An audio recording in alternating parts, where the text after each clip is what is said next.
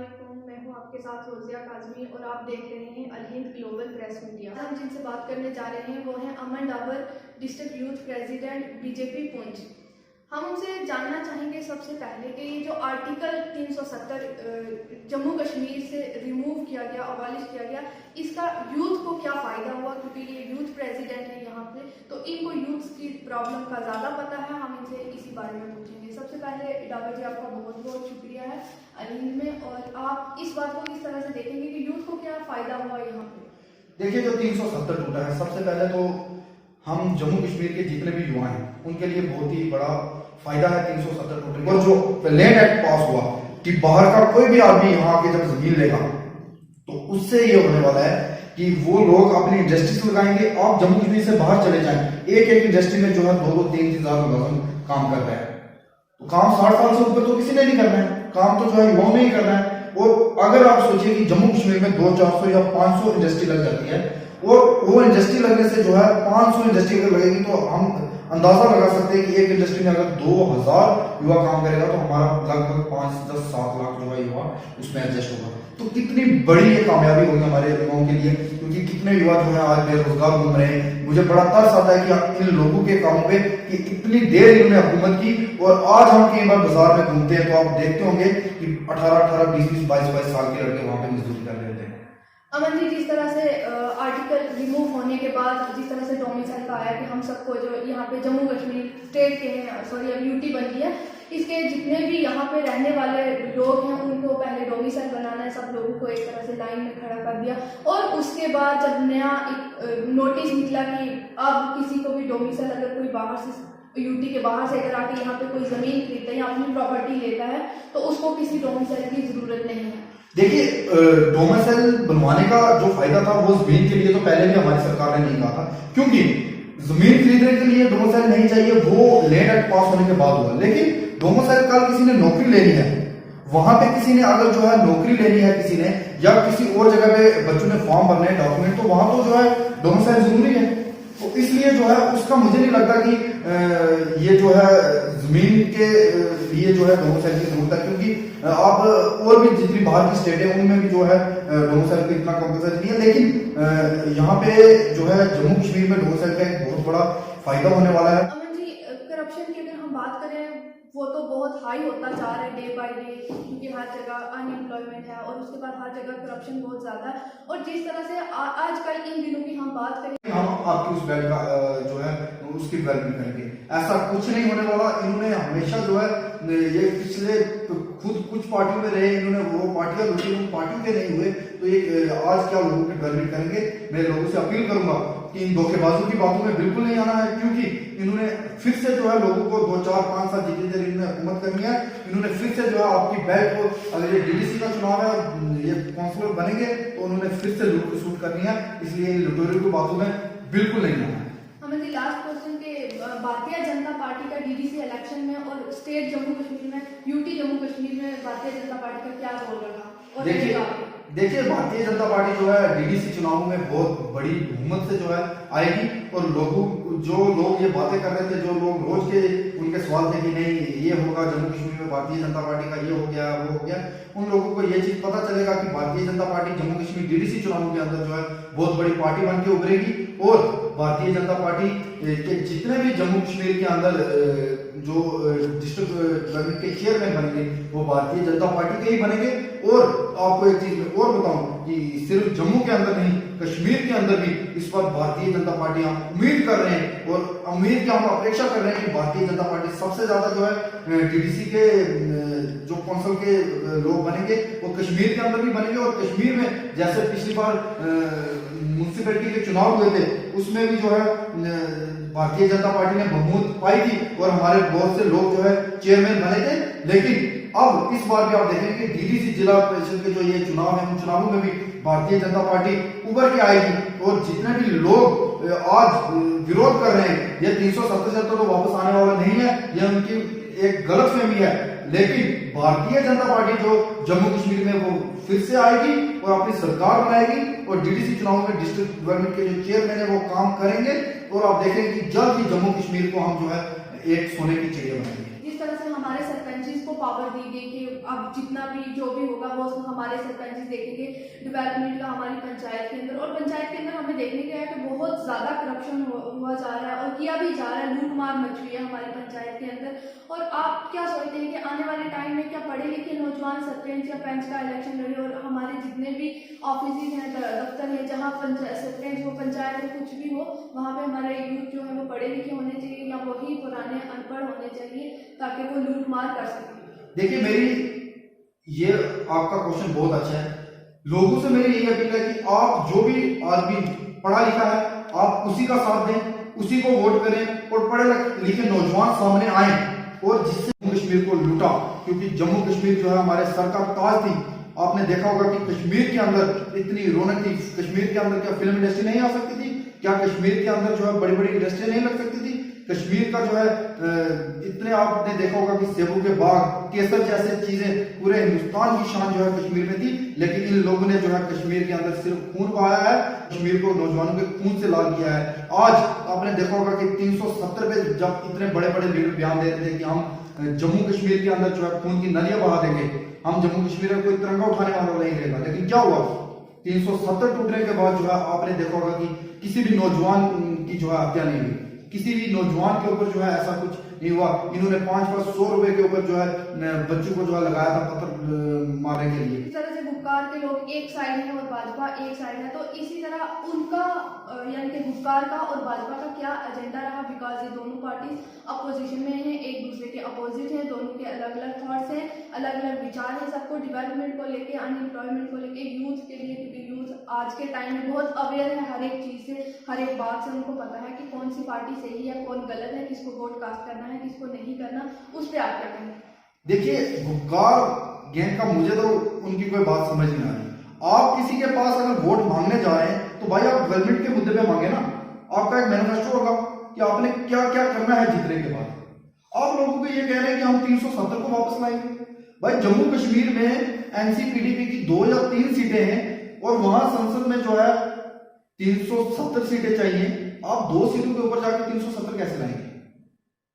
आप लोगों को जो है हर तरीके से बेवकूफ बना रहे हैं। आप कह रहे हैं कि हम बाबरी मस्जिद का मसला हल करेंगे। भाई बाबरी मस्जिद गिराई किसने थी? वो तो कांग्रेस के लोगों ने थी, वहां पे तो कांग्रेस के लोग थे ना। लेकिन इन लोगों ने हमेशा जो है झूठ को लेके इन्होंने चुनाव लड़ा है। लेकिन आज के दौर में जो है यूथ बिल्कुल स्ट्रांग हो चुका है, यूथ इस चीज को समझ चुका है कि ये लोग वोट लोग डालते हैं और ऐश जाके ये लोग करते हैं। इन लोगों का काम रहा है कि इन्होंने जब जीते उसके बाद ये पूंछ में तो दिखे नहीं, इन्होंने जाके अपने बंगले यहाँ भी खड़े कर दिए, वहां भी खड़े कर दिए और गरीब बेचारा दिन ब दिन गरीब होता गया और ये लोग दिन ब दिन जो है गरीबों का सहारा लेके अमीर होते गए। मुझे बड़ा तरस आता है कि यहाँ पे पुंछ के कुछ कैंडिडेट हैं जो नगाली साहब से ऊपर सर्व वाली साइड का जो है वो दावा करते हैं कि हम डेवलपमेंट करेंगे। उनके घर की हालत मैंने देखी, मुझे बड़ा तरस आया उस चीज पे कि उनके घर की हालत खुद खराब है।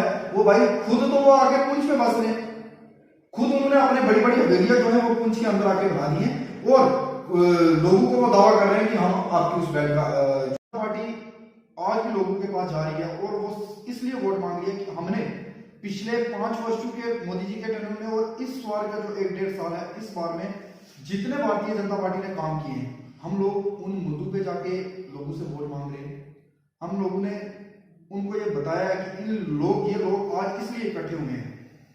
हमेशा ये लोग लड़ते रहते थे क्योंकि पार्टी का काम है एक दूसरे के विरोध लड़ना, लेकिन आज इन्होंने देखा कि एक ईमानदार पार्टी, कुछ ईमानदार लोग जब इलेक्शन लड़ रहे हैं तो हमारी जो चोरी है वो पकड़ी जाएगी। क्योंकि आपने देखा कुछ दिन पहले जब रोशनी एक्ट वाला मसला हुआ तो उसमें बहुत सारे ऐसे लोग हैं जो फंस चुके हैं। रोशनी एक्ट में जो है आपने देखा होगा फारूक अब्दुल्ला, उनके दामाद उमर अब्दुल्ला खुद, उनकी बहन महबूबा मुफ्ती और मतलब बहुत सारे जिन लोगों ने जो है 70 साल शासन किया है जम्मू कश्मीर के अंदर, और उन लोगों ने अब जब उनको लगा कि हम लोग जो है इस मसले में फंस चुके हैं वो आगे की गुपकार गिन लेंगे। लेकिन मेरी लोगों से ये अपील है कि आप डेवलपमेंट देखें, आप मोदी जी के काम देखें, आप ये चीज देखें कि जम्मू कश्मीर के अंदर और पूरे इंडिया के अंदर जो है, पूरे भारत के अंदर जो है भारतीय जनता पार्टी ने कितना काम किया। और मेरे ख्याल से प्रधानमंत्री मोदी जी ने जो है जम्मू कश्मीर को अपने सर के ताज पे रखा है और जितनी भी स्कीमें उनकी हैं, 156 स्कीमें हैं, पूरी स्कीमें जो है लोगों तक पहुंची हैं और ग्राउंड लेवल पे पहुंची है। क्योंकि उससे पहले क्या होता था कि किसी वार्ड का कोई पंच होता था, किसी गांव का कोई सरपंच होता था, वो सिर्फ अपने लोग जो होते थे, अपने उनके खास लोग होते थे, वो स्कीमें उन्हीं तक पहुंचती थी। लेकिन आज आपने देखा होगा कि हर किसान के खाते में पैसे आ रहे हैं, हर बुजुर्ग महिला को पेंशन मिल रही है, हर बुजुर्ग को पेंशन मिल रही है। और सबसे बड़ी जो कामयाबी और सबसे बड़ी स्कीम जो हमारी नजर में है कि मोदी जी ने जो आयुष्मान भारत के तहत लोगों तक 5 लाख रुपए का जो है बीमा जो है हेल्थ का पहुंचाया है।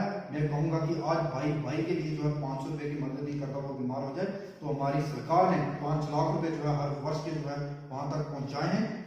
अमन जी, जिस तरह से एक तरफ अगर हम देखें तो पीडीपी, कांग्रेस, एनसी और अदर पार्टी जितनी भी हैं वो एक तरफ हो गई हैं और भाजपा अकेली ऐसी पार्टी है जो अकेली है और एक तरफ है। इस चीज को आप किस तरह से देखते हैं? देखिए, सबसे बड़ी बात है शेर अकेला ही आता है और ये गिदड़ जो है इसलिए इकट्ठे हो जाते हैं कि उनको पता है कि गिदड़ जब शेर से डरते हैं, इसलिए मोदी जी जो है वो अकेले आए हैं फील्ड में और भारतीय जनता पार्टी ईमानदारी के साथ शेर की तरह जो है वो मैदान में आई है और ये सारे गिदड़ इकट्ठे हो गए हैं। इसलिए मैं कहूंगा, लोगों से अपील करूंगा कि इन गिदड़ों की बातों में नहीं आना है।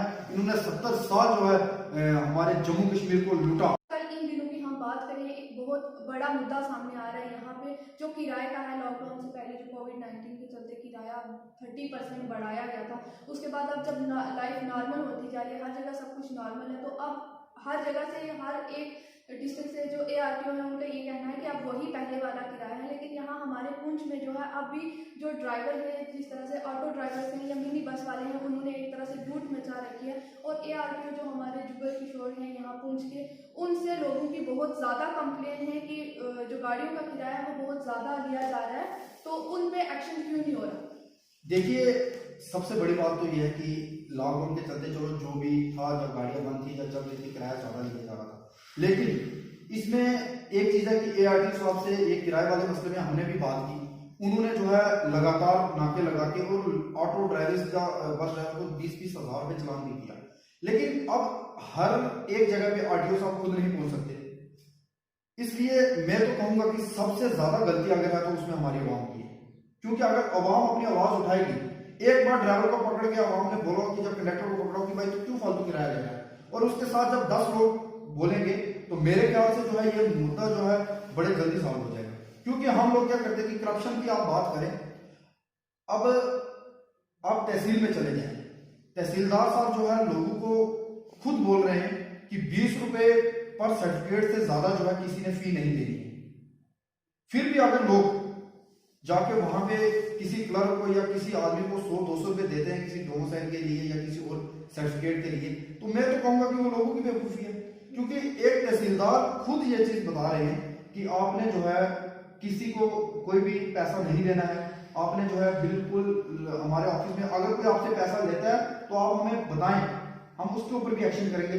फिर भी लोग जाके वहां पैसे देते हैं, तो मेरे ख्याल से वो हम लोगों की बेवकूफी है। इसलिए मैं कहूंगा कि जितने भी लोग, अगर ये किराए की बात है तो अगर लोग खुद इस चीज पे स्टैंड लेना शुरू करेंगे तो बहुत जल्द जो है ये मसला भी सॉर्ट आउट होगा। अमन जी, जिस तरह से इलेक्शन का टाइम चल रहा है, DDC के इलेक्शन होने जा रहे हैं यहाँ पे, तो आप यूथ को जो पुंछ के यहाँ पे युवा है उनको क्या मैसेज देना चाहेंगे? मेरी यूथ से यही अपील रहेगी कि ये जो इलेक्शन है, DDC का जो चुनाव है, ये चुनाव एक तरफ भारतीय जनता पार्टी खड़ी है और एक तरफ हुक्कार अलायंस खड़ा है। क्योंकि आपने देखा होगा कि मेरी नजर में ये जो चुनाव है, ये चुनाव मेरी नजर में ईमानदार वर्सेस चोर जो लोग हैं उनके लिए है। क्योंकि भारतीय जनता पार्टी प्रधानमंत्री आवास योजना के जो मकान थे वो पहली बार जो है हर इंसान तक पहुंचे हैं। पहले पंचायत में 10,000 से लेकर 70,000 अभी हुआ था, कुछ ऐसा था, तो 2 या 3 मकान पूरे टर्म में उनके आते थे, लेकिन आज हर आदमी के पास पहुंचा है। वही बात आगे की लूट खसूट वाली बात है। मैं कहूंगा कि वो हमारे लोगों की गलती है। अगर हमारे लोग एकजुट हो जाएं, हमारे लोग कुछ चीज के ऊपर प्रोटेस्ट करें, तो इन किसी भी बंदे की कोई औकात नहीं है कि वो हमारे लोगों से, हमारे गरीबों से पैसा लेगा। ये हम लोगों की गलती है। मैं कहूंगा लोगों से कि हमारा साथ दे, जहां पे आपसे कोई पैसे मांगता है आप हमारे साथ चले, हम उनको पूछेंगे कि आगे क्या करना है। इस तरह के करप्ट लोगों के अगेंस्ट यहाँ हमारी पुंछ की एडमिनिस्ट्रेशन किस तरह से एक्शन करेगी और करना चाहिए? देखिए, मेरे ख्याल से तो सबसे पहले अगर किसी भी आदमी की जो वीडियोग्राफी या क्लिप आती है इस बारे में कि वो किसी से वो पैसे मांग रहे हैं या उन्होंने किसी से पैसे लिए हैं, तो मेरे ख्याल से फौरी तौर पे ये सारी खबरें डीसी साहब के पास होती हैं या उनके जो कंसर्निंग ऑफिसर है उनके पास होती है। मेरे ख्याल से उन लोगों को उसी वक्त जो है डिसमिस फ्रॉम सर्विस करना चाहिए, ताकि आगे जो ऑफिसर हैं या आगे जो उनके एम्प्लॉयज है जो ऐसा काम कर रहे हैं उनको डर पड़े और हमारी करप्शन जो है खत्म। आपका लास्ट मैसेज क्या होगा यहाँ के यूथ के लिए और स्पेशली जो परसों से 7 तारीख से जो यहाँ पे इलेक्शन हो रहे हैं उसके लिए? मेरा सबसे पहले यूथ के लिए जो ये मैसेज होगा कि आप ज्यादा से ज्यादा पोलिंग स्टेशन देखेंगे, क्योंकि हमारा जो नारा है 1 बूथ 10 यूथ, हर बूथ पे जो है हमारे लोग रहेंगे और ज्यादा से ज्यादा तादाद में वोटिंग करवाएंगे, ताकि हमारी जो वोटिंग हो और वो एक ईमानदार नेता के हक में हो और ज्यादा से ज्यादा वोटिंग हो। मैं लोगों से ये भी अपील करता हूँ कि अगर आपको लगता है कि हमारे नेता ईमानदार हैं और दूसरी तरफ चोर हैं, तो आप हमारे नेता को वोट करें। लेकिन मेरे लोगों से ये अपील है कि ज्यादा से ज्यादा वोट करें और वोट जो है सही जगह पे करें, ताकि हमारे आने वाले टाइम में जो है हमारे पुंछ की तरक्की हो सके। हम भी यही चाहते हैं कि पिछले कुछ अरसे से जो है हमारे पिताजी, हमारे दादाजी, उन लोगों के साथ जो अन्याय हुआ है वो आने वाली यूथ जो हमारी नई पीढ़ी है उनके साथ नहीं हो। इसलिए मैं युवा मोर्चा का जिला अध्यक्ष होने के नाते मैं सबको ये बताऊंगा कि आप ज्यादा से ज्यादा वोटिंग करवाएं और एक ईमानदार नेता के हाथ में वोटिंग करवाएं, ताकि जो है पुंछ की एक अच्छी तरक्की हो सके। अमन जी, आपका बहुत बहुत शुक्रिया। ये तो हमारे साथ अमन डाबर डिस्ट्रिक्ट पुंछ के बीजेपी के यूथ प्रेसिडेंट थे, जिन्होंने अपने थॉट्स जो है अपने व्यूज हमारे यूथ के लिए उन्होंने मैसेज दिया है कि वो फ्री एंड फेयर के जो है इलेक्शन होगा और वो ज़्यादा से ज़्यादा पोलिंग स्टेशन जाएं और अपना वोट कास्ट करें और वो एक ऐसे लीडर को चुने जिससे उनको लगता है कि वो हमारी एक अच्छी डेवलपमेंट करवा सकता है। आने वाले टाइम में हमारे लिए एक अच्छा यहाँ पे डेवलपमेंट होगी और सब जो है अनएम्प्लॉयमेंट है उनको एक टाइम पे आने वाले टाइम पे उनको रोजगार मिले। और इसी के साथ मैं हूँ आपके साथ रोजिया काजमी और वीडियो चैनल इसरार काजमी को दीजिए इजाज़त। खुदा हाफिज़।